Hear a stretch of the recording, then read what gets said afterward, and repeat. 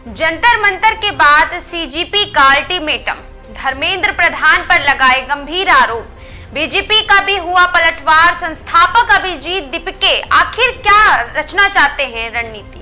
कल दिल्ली के जंतर मंतर पर शिक्षा व्यवस्था को लेकर जो कुछ हुआ उसमें बाद में अब सीजीपी ने केंद्र सरकार को 7 दिन का अल्टीमेटम दे दिया है। पार्टी के संस्थापक अभिजीत दीपके ने कहा कि अगर केंद्रीय शिक्षा मंत्री धर्मेंद्र प्रधान का इस्तीफा नहीं आया वरना आंदोलन को देशव्यापी रूप दिया जाएगा। तो क्या ये सीजीपी की आगे की रणनीति है? देखिए हमारी खास रिपोर्ट।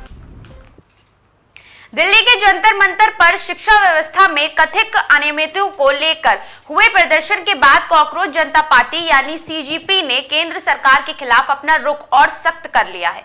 पार्टी ने केंद्रीय शिक्षा मंत्री धर्मेंद्र प्रधान को लेकर सरकार को 7 दिनों का अल्टीमेटम दिया है और चेतावनी भी दी है कि यदि इस अवधि के भीतर कोई ठोस कार्रवाई नहीं हुई तो आंदोलन को देशव्यापी स्वरूप दिया जाएगा।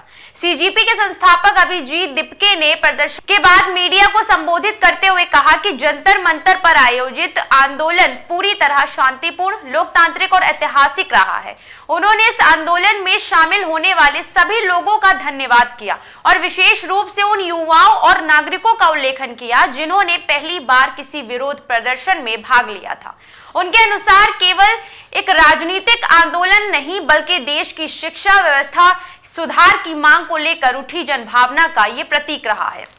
अभिजीत दीपके ने आरोप लगाया कि पिछले कई वर्षों से शिक्षा व्यवस्था में मौजूद खामियों और कथित अनियमितताओं के कारण लाखों छात्रों का भविष्य प्रभावित हुआ है। उनका कहना है कि शिक्षा से जुड़े कई मुद्दों पर सरकार जवाबदेही तय करने में विफल रही है और इसी वजह से जनता में असंतोष बढ़ता चला जा रहा है। उन्होंने केंद्रीय शिक्षा मंत्री धर्मेंद्र प्रधान पर गंभीर आरोप लगाते हुए कहा कि यदि 7 दिनों के भीतर सरकार ने कोई ठोस जवाब नहीं दिया या आवश्यक कदम नहीं उठाया तो आंदोलन को और अधिक व्यापक और प्रभावी बनाया जाएगा। वहीं सीजीपी के राष्ट्रीय प्रवक्ता आशीष रांका ने भी सरकार पर निशाना साधा है। उन्होंने कहा है कि शिक्षा व्यवस्था को लेकर जनता के बीच बढ़ते असंतोष को सरकार नजरअंदाज नहीं कर सकती। रांका की मांग है कि या तो धर्मेंद्र प्रधान खुद स्वयं अपने पद से इस्तीफा दे दे या फिर प्रधानमंत्री नरेंद्र मोदी उन्हें पद से हटाने का निर्णय ले। उन्होंने चेतावनी दी है कि यदि ऐसा नहीं हुआ तो पार्टी देश के विभिन्न राज्यों में बड़े पैमाने पर प्रदर्शन और जनसभाएं आयोजित करेगी। इसी बीच भारतीय जनता पार्टी ने भी इन आरोपों को प्रदर्शन कर प्रतिक्रिया दी है।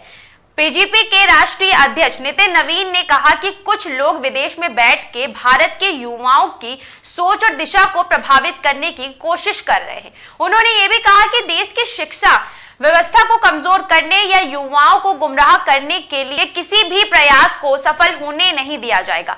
नितिन नवीन ने यह भी दावा किया है कि केंद्र सरकार शिक्षा क्षेत्र में लगातार सुधारों पर काम कर रही है और छात्रों के हितों में सर्वोच्च प्राथमिकता दी जा रही है।